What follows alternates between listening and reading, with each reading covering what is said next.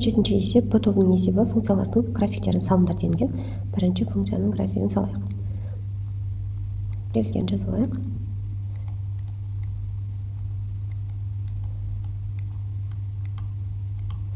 Бұл жерде бізде ықшамдалмаған түрде тұр, сондықтан ықшамдап алайық. 3x квадрат плюс 6x.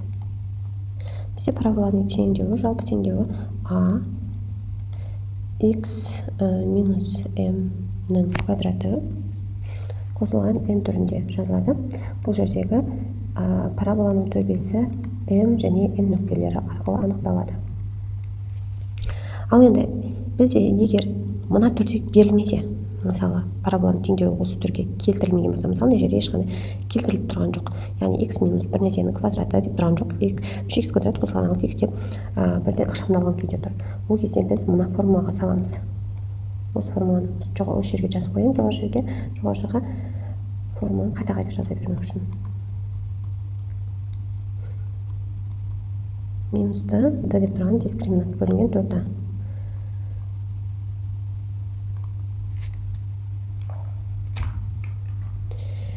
Енді сонда мына бізге бірінші m-ді табу керек. m тең минус v деп тұрған 6 бізде 2 көбейтілген a деп тұрған бізде 3-ке тең болып тұр. Сонда минус 1 шығады. Ал енді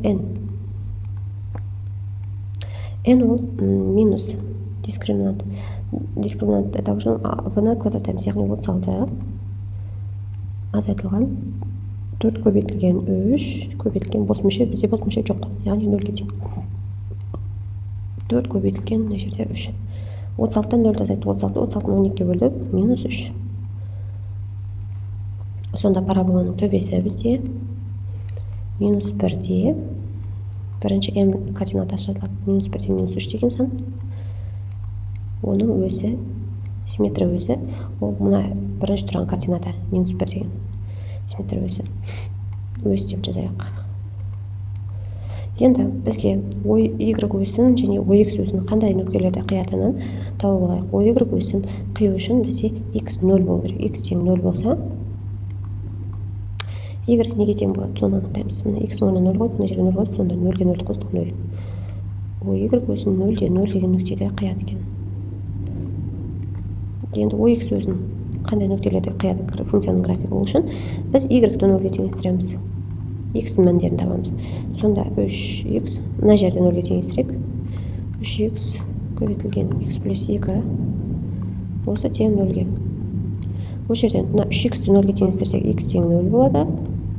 Және x плюс 2-ні 0-ге теңестіреміз. Ол x тең минус 2-ні береді.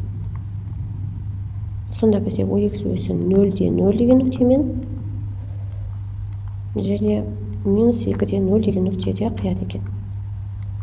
Енді функцияның графигін сызайық.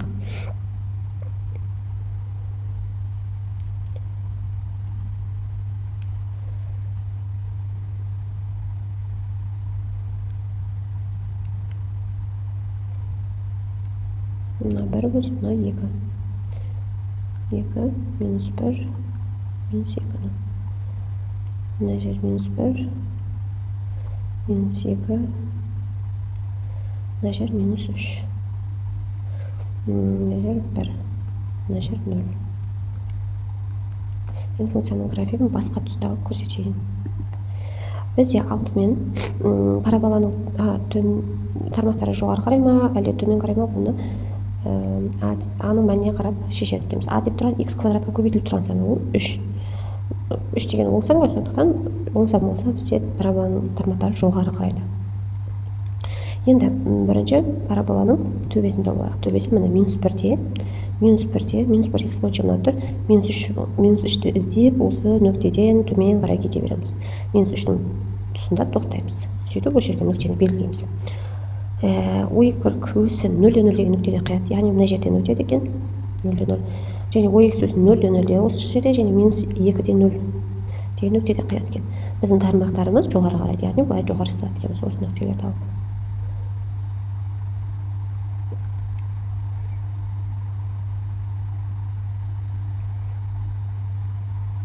міне параболаның мына тармақтарын қай нүктеге шейін сызасыздар, сол нүктеге дейін екінші тармағына сызу керек. Яғни біреуі қысқа, біреуі мына жер ұзын болып қалуға болмайды. Бұл бізде симметриялық фигура. Мына симметрия өзі -1 нүктесі деді ғой, мына -1-ге байланысты симметриялы болып келеді мына жерге қатысты. Яғни симметриялы деген сөз мына нүктеден мына жерге шейін мына тармағының бір нүктесіне дейін бірдей арақашықтықта жатады. Дәл осы нүктеден мына нүктеге шейін бірдей арақашықтықта жатады. Барлық жерде осы. Мына жерде кез келген нүктені, осы симметрия өзінен кез келген нүктені таңдап аласыз да, осы нүктеден параболаның графигі қай жерде жатыр, тура соған параллельно жүргізген кезде осы екеуінің арақашықтығы бірдей болады деген сөз. Енді келесі екінші есеп шығарайық. Y-де 3 минус x, x минус 4.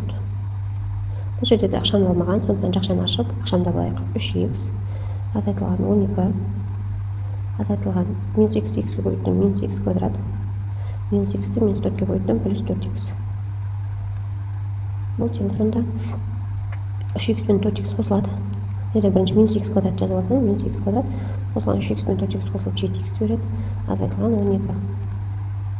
Бізге енді m мен n-ді тауып алайық. Бұл жерде өйткені мына бізде ықшамдалған күйі, мына нәрсені ықшамдап тастаған, бізде жалпы негіз параболаның теңдеуі мына түрде тұру керек, бізде бұл түрге келіп тұрған жоқ. Сондықтан біз m мен n-ді өзіміз тауып аламыз. Минус v деп тұрған 7, 2 көбейтілген минус 1. Сонда мына минус 1 мен минус 1 жойылып кетеді да, 2-ден 7, яғни 3,5 деген сан. 7-ні 2 бөлсек 3,5 болады. Енді келесі m-ді тауып аламыз. 7-нің квадраты 49, 1-ның квадраты минус 4 асы, 4 көбейтілген, ол минус 1-ге тең, яғни мына жер плюс қылып жерге салады. 1 көбейтілген 12, мына жерде үшін минус 12 бар екен, сондықтан қайтадан мына минус болады екен. Жеріміз қайтадан минус 12 болады екен. Асты 4 көбейтілген дейді, бізде минус 1-ге тең. Сонда мына минус пен мына минус жойылып кетеді де, мына жерде 48, 49-дан 48 азайттық 1, мына жақта 4. 1-ді 4-ке бөлсек, бізде 0,125. Сонда параболаның төбесі 3,5 пен, немесе бұны жаңа бөлшек түрінде жазсаңыздар да болады, немесе ондық бөлшек түрінде жазсаңыздар да болады. 1,125 деген мән шығады. А-ның мәні бізде, бізде минус 1-ге тең болып тұр ғой. Минус 1-ге тең, ол теріс сан. Демек, теріс сан болатын болса, параболаның тармақтары төмен қарайды. Ал енді OY бөлісі мен OX өзімен қиылысу нүктелерін тауып алайық. OY бөлісімен қиылысу деген сөз x-іміз 0-ге тең дегенді білдіреді, y-імізді анықтаймыз. Y нешеге тең? Мына жерде мынау 0, 0-ге 0 қостық 0, 0-ден азайттық 12-ні. Сонда минус 12. OY бөлісінің 0-де бірінші x координаты жазылады, сосын бар екінші y координаты жазылады. Минус 12 деген нүктеде қиып өтеді. Ал енді OX өзін қандай нүктеде қияды? Ол үшін y-ті 0-ге теңестіреміз. Мына жерде y-ті 0-ге теңестірсек, мынаның барлығын 0-ге тең деп аламыз. Сонда 3 минус x және x минус 4 ол тең 0-ге. Сонда 3 минус x-ті жеке 0-ге теңестіреміз. x минус 4-ті 0-ге теңестіреміз жеке-жеке.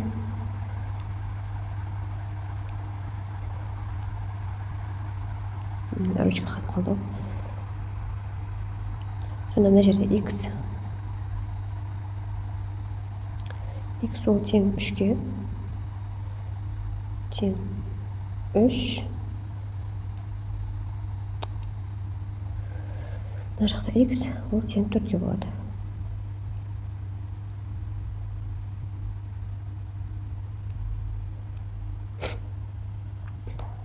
Енді сонда OX өзін біздің график 3-те 0, бірінші x жазылады ғой, 3-те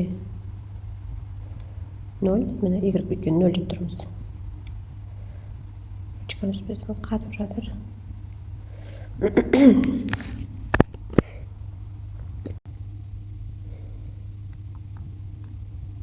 3-те 0 және 4-те 0 деген нүктелерді қияды.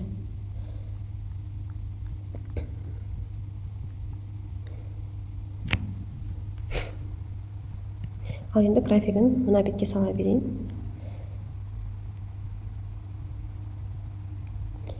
Сіздер енді дәптерде әдемілеп саласыздар.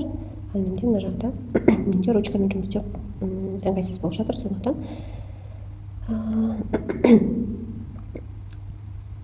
осыны сурет әдемі болмай жатыр. 3,5 дейміз дейді. Так, мына жерді жазайық.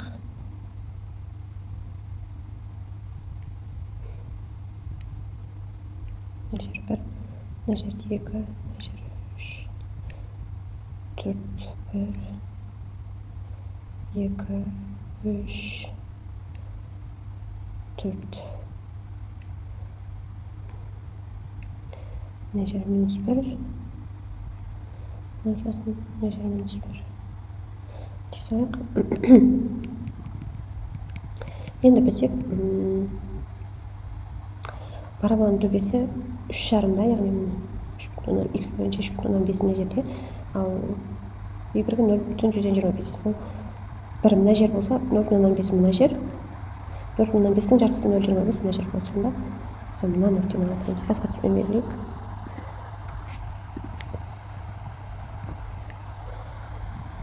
Кішкене қатып қалып жатыр бізде.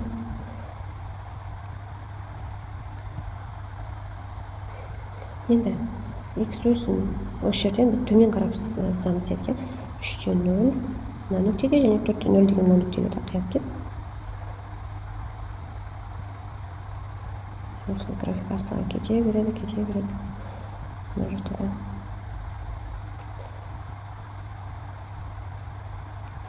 Осы кете береді бізде. Y өсін -12 деген нүктеде қиып өтеді. Біздің неміз жетпей тұр, -1, -2, -3, -4 ғана көре алып тұрмыз. Сондықтан осы график астыға кете береді. Bir кезде осы өсіп, Y өсіп мына тармағы қиятын болады. Енді келесі біз 3-ші есеп шығарып қойған бізде. Мына жерде 0 бар бізде. 3-ші есеп шығарып қойған, енді 4-ші есепті жазайық. Y-тен x минус 1-дің квадраты азайтылған 4 көбейтілген x минус 1 қосылған 3.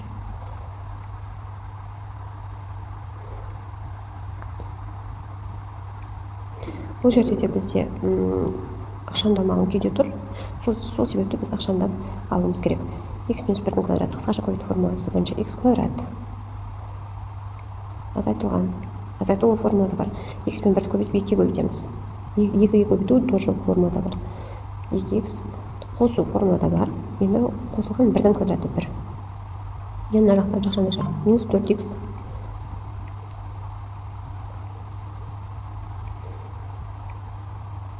минус плюс 4 плюс 3 тең осы x квадрат минус 2 минус 4 минус 6x береді.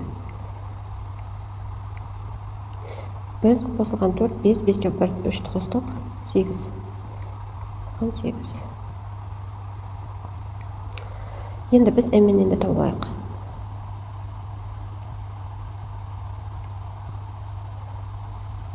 Минус v деп тұрамыз бізде 6-ға тең еді.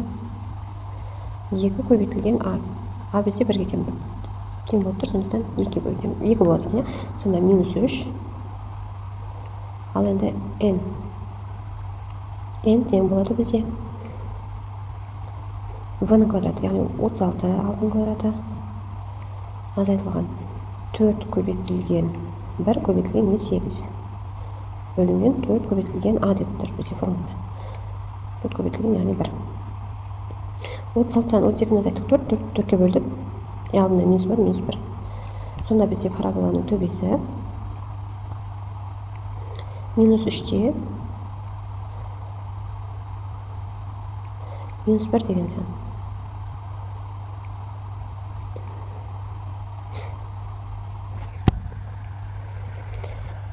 Бізде a-ның мәні 10 сан. Жазайық. Қата бергендіктен және де жаңағы парағым жоғалып кеткендіктен мына жазып отырған қайтадан жаздым былайынан, және де OX өсіме қосу нүктелері бірден тауып қойдым, себебі ручкамыз қата бергендіктен мына жерде түсіндіре салайын осы жазуды. OY өсіме қосу нүктесін табу үшін x тең 0 деген нүктені x-ке 0 береміз, яғни мынаны жерге 0 қоямыз. 0 азайтылған, 6 көбейтілген 0 0 кетеді, 0-ге 8 қостық, міне y 8-ге тең болады. 0-де 8 деген нүктеден өтеді екен. Және де x өзін қияды екен, y 0-ге тең болғанда ғана қияды ғой, яғни осы нәрсені біз 0-ге теңестіреміз, Филет теоремасы арқылы 2 мен 4 деген тауып аламыз түбірлердің. Сонда 2-де 0, 4-де 0 деген нүктеде қияды. Енді графикті сызайық. Бізде параболаның төбесі 3-те -1 деген нүкте, 3 мынау тұр. Басқа түспен. 3-те -1 деген мына нүкте. Енді осы нүктеден біз x өсім мына өсті қай жерде қиып өтеді? Жоғары қарай бағытталады, себебі а бізде 0-ден екен, яғни тармақтар жоғары қарай өтеді. 2-де 0, яғни мына жерде, және 4-те 0 мына нүктеде. Осы нүкте арқылы өтеді, нүктелер арқылы өтеді екен. Ал y өсім 0-де 8 деген нүктеде, яғни мына жерде 4 болса, мына жер 5 болса, мына жер 6 болса, мына жер 7 болса, мына жер 8, яғни мына жақта қиып өтеді екен. Байлан. Өстіп, графигі осылай шығады екен. Осымен 3-те 7-ші есеп аяқталды. Бұл потолығының есебі болатын. Құрметті оқушылар, канал пайдалы болса, видео пайдалы болса, мұнда канал жоғалтып алмау үшін каналға тіркеліп қойыңыздар, және видеоға лайк басуды, комментарий жазуды ұмытпаңыздар. Түсінбеген есептеріңізді сұрасаңыздар болады. Комментарий жазсаңыздар болады. Келесі видеоларды көру үшін каналға жазылып алыңыздар.